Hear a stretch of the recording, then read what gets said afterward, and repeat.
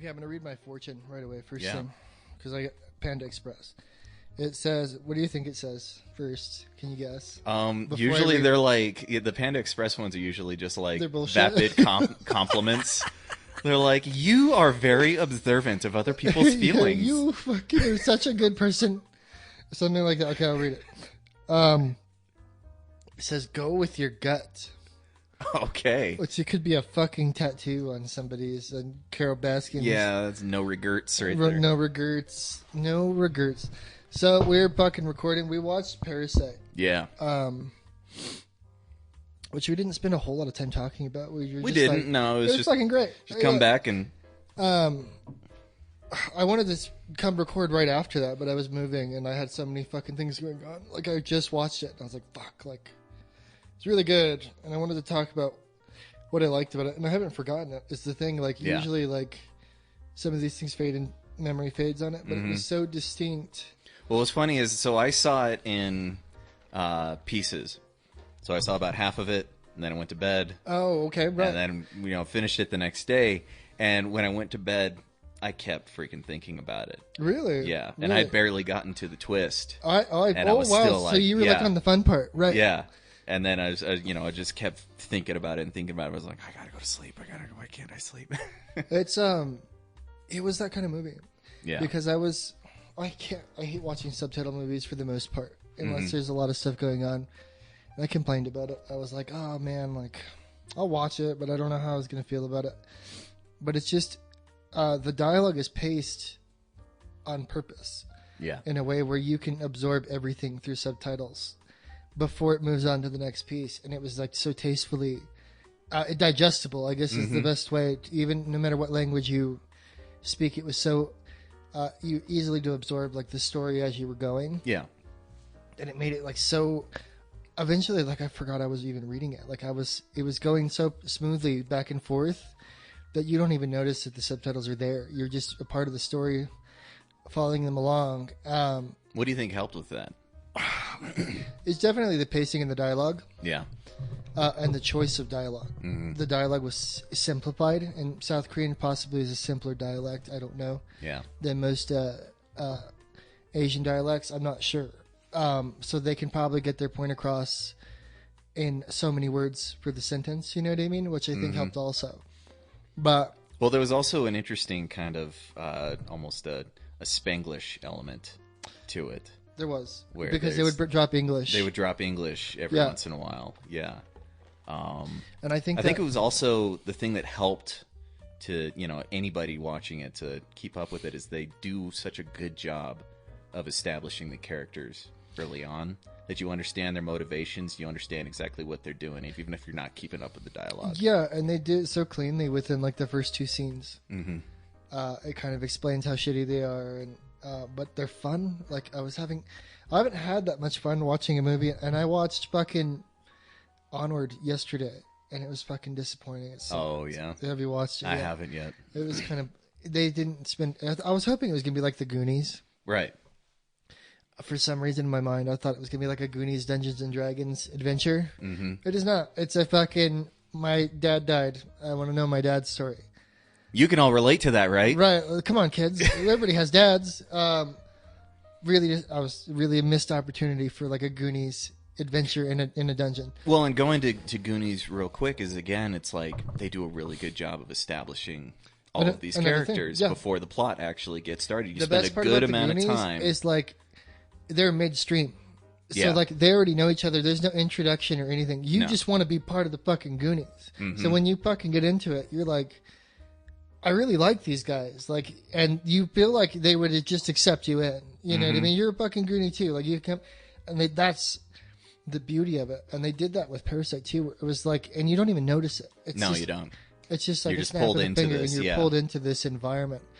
And like how they scam the family, because they scam the family. Spoilers, right? Yeah, let's give a little bit of an overview of the plot. Yeah, but we don't have to talk about the twist. Not really so much the twist, but kind of the summary of the was one of my setup. favorite parts too. But it was so fucking artfully done that I didn't see it coming, even giving it like it was obvious. But I was like, I was like, wow, like, okay, like, you know what I mean? Like, the twist was that good. Yeah. Where I was caught off foot. Because I was so into the characters at that point. And I was like, I want to see how far they can go with scamming this family. So they start with the son who lies about being an English tutor who learned English in the military in South Korea. And was really good at English, so he could teach her, the daughter of this rich family. Yeah, so it's his friend who is a college student getting ready to do like a year abroad.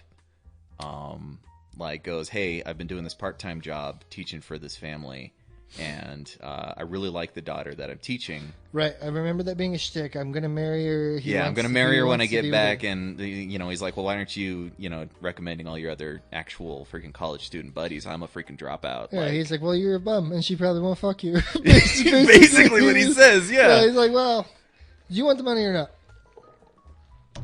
Yeah, so he's like, yeah, fuck it, okay, yeah, I'll do it. So they forge like documents, college documents, and he goes and interviews, and then fucking starts teaching her English. And then the mom is like very, she's naive, like just overall naive, and sweet, a very good person. Yeah. So like believes like there's no one else to get her. You know what I mean? She lives on her high castle is the thing. So has had a good life. So assumes everybody has good intentions around her, and it's that's brought forward in that very family quickly. too. Yeah. So they're not like. Never did I feel like they were pieces of shit in any turn. They were kind of like upper scale people, but I didn't feel like they were relatable too. They were very relatable, but you could tell very, very early on that these are people who just aren't very world-wise.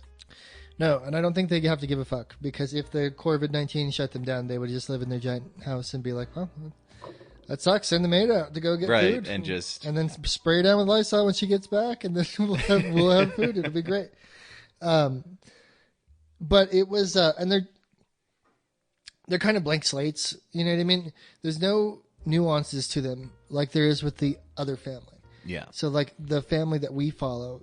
Yeah. So you got the Kims, which is the poor family. That's right, and the Parks, which is the rich family. Okay, and they the Parks are the Kims are clearly more relatable because there's brushstrokes to their characters. Each character is kind of laid out in broad strokes, right? So it's not just like, this is what this fucking guy does. It's not like a heist movie. Yeah. There's real human components to how they work, and they did a good job of like showing.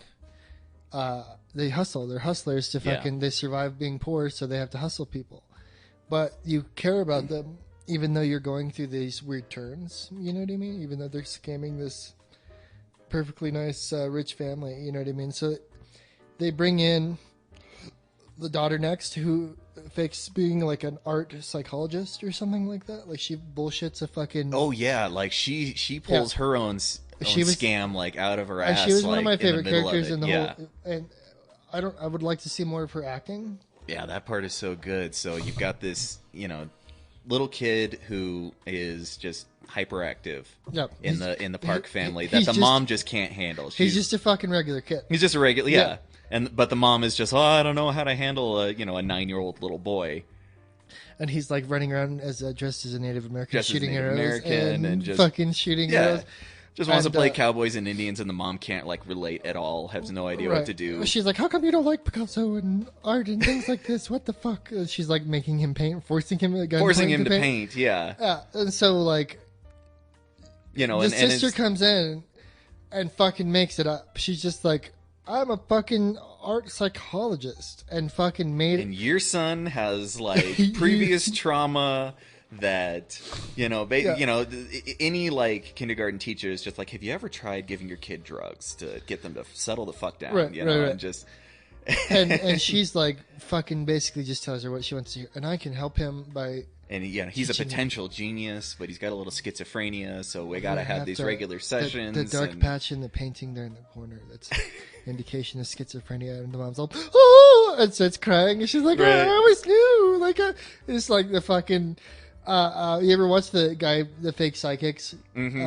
read a crowd, and there's somebody starts crying because they're like they just want this to fucking be real. They want to hear this special thing. So anything that's remotely close on the dartboard that he fucking hits, they're like, well, it's like God. It's like the fortunes from the fortune cookie from. Yeah, essentially, right, I'll go with my gut. Express, because it's all just mystical sounding compliments. Shot in the dark, ancient Chinese secret bullshit. Yeah, and fucking hoodwinks her, and the dad was great too, because the dad comes in next and he's the driver. Like she gets the driver fired. Man. Well, and then she comes up with this, whole other plan to get the dad a job. Yeah, that was the weirdest part, is that I don't think that was part of her plan in the beginning. She was just like, I don't like this guy, so she left her panties in the car. So the main house owner thought he was fucking her in the car. And he's like, is this some kind of sick fetish? And he's like trying to figure it out. This guy likes to come in my car. Ah! He's like, I can't fucking handle this. He's like, shit. You couldn't at least do that in the front seat? You had to do that on my seat? Yeah, he was like, I'm blown away. He's like, why the fuck would he fuck in my car? In my car, in the back seat? And so like this guy gets fired and they don't tell him why. And that becomes like a fucking thing. He tries to fuck in the car later, right? Where it's like, it's just weird enough where it's just like... It gets him a little excited there. He's just... Yeah, he bangs his wife because... he gets his wife to wear the fucking panties. Yeah. Which is weird.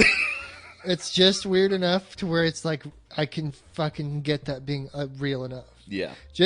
And that's the writing, dude. It's like, it's these little brushstrokes that I'm talking about. Just tiny pieces of the giant painting that make it feel like, fuck, like these could be real people. Fucking solid, real fucking characters. You know what I mean? And that was the thing. And then I don't want to give up too much. Because they get the whole family working. Mom gets in. They basically uproot everybody. There's this housekeeper. Right. Who's been working with this family, who has actually been with this house for longer than the family's been in the house. And she's like a badass housekeeper. She's the one, the chosen one. I forgot about that because she's allergic to peach. She's allergic to peach fuzz. The peach fuzz, and they sprinkle it on her, and so she fucking...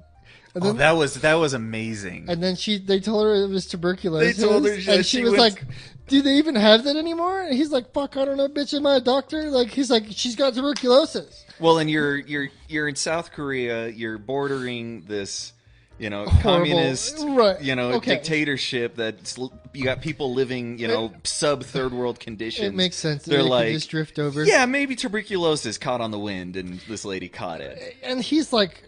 Look, this mom is just super naive and will just... I just believe it. And so the dad sells it because he sprays a little bit of fucking hot sauce, little fucking cock sauce on the fucking... Them training the dad to tell the story. Yeah, and he had to deliver lines. He had to deliver the story. And they were having him act, so he's acting inside of an acting role, acting as someone else, and they have to act a certain way, so you get to watch him go through the... You're through the too process. Serious. They're like, no, you're getting too serious about it. You're just telling... gossip, and you can tell like this is a guy who has never he doesn't give a fuck but he's never done anything like this before, and so the kids are like coaching. They're like, come on, you got to be a lying son of a bitch like us. Let's go. You have to chat up this fucking mom. She'll eat it up. She'll fucking buy whatever you sell, dude. Like you just have to fucking sell it to it. And he does the whole thing. He does such a good job too. I can't place this family in anything else. Like they were so unique but felt so real. Yeah.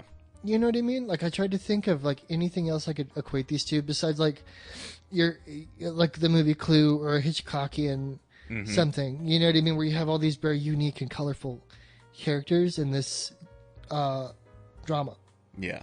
Set up, you know what I mean, so to speak. But there's a twist ending. And we'll leave it at that because it goes Well, off. The twist ending, it all comes together really close to the end. Yeah, it blows its wad in the last like 30 minutes. Yeah. So like nothing's really wrong until the last 30 minutes, and then something which itself comes up. Like that aspect of it made me really think of like 60s and 70s Twilight Zone-y. Well, just Hitchcock-y kind of stuff. Yeah, I didn't get the Hitchcock thing like until you said it. The early Hitchcock stuff is a lot of like Vertigo. build-up. Vertigo, Rear Window. Yeah. It's a lot of build-up and build-up and build-up. It's all about your character's reaction to Yeah, and establishing just kind of these characters' motivations. Right. And so then you throw the twist on them, and you're like, oh, shoot, that's like the worst possible thing you could have done to this character, because I know enough about them to know pretty much how they're going to react. You kind of feel ownership of them. Yeah. So, like, at that point, now you feel like you're one of them. Yeah. And so, like, once you take that turn, that's where you're like, oh, my God, Jon Snow's dead. But he's not dead. I was like, he came back the next episode, thank God. That kind of shit. You know what I mean? And I didn't apply that until you said that. And I was trying to think of something else I could relate Parasite to beyond. It does fit the best in that category of like the 50s to 60s, very straightforward, clean storytelling. Yeah. Like your Westerns and your whatever. Like you set up your characters and then here's your situation. Mm-hmm. Kind of thing, right? And it does fit, but there's something just special about it, and special enough to where I feel like it did deserve the Oscar, because maybe it was just because the characters were so well done. It was every aspect of it that really brought it home for me. Yeah. It was all the subtle layers, because the story is great, right? But you could apply it to anything, but it's how they sold it to me and how the actors presented it, and the settings, which is, it wasn't like a huge budget film, so they had like maybe 2 places that they filmed. Mm-hmm. And they did such a good job, and it just the world felt huge for being on such a small set, because those people felt real. You could walk out the door and follow them down the street and go somewhere else with them, and I think that was what sold it for me. Was it felt well, and what's funny is like another aspect of this is these characters find themselves in such an absurd situation by the end that you can tell that there's almost like a detached feeling from them. Right. They're trying to detach themselves from it all, and so that's kind of where the Scholar Stone comes in for the son. Right, which is like his MacGuffin for the film almost, because he kind of... Well, because he, everything just goes crazy. Right. And so he needs to find... So what does his friend tell him that the stone does? I don't remember that part. So the whole deal is... it's supposed to bring prosperity or something. Yeah, it's supposed to be like a symbol of prosperity, is the kind of the idea of it. And so it's kind of a goodwill gift from his friend. Okay. As he's offering him this job. Right. And so the son kind of associates that rock with, he's just like, these changes something good has these changes, I'm motivated by this, that and from the very beginning, it's funny because we talk about this director, how he's a very allegorical director. Right. In a lot of he's an allegory storyteller in all of this stuff, and this one is the same deal with his commentaries on different classes and social structures and people trying to move around within them and the difficulties that they run into. Right, and it was it's very well constructed around it, because I know he's clinging to the stone towards the end. Like he does physically want to have it in his That's the hands. one thing he takes out of the house. That's right.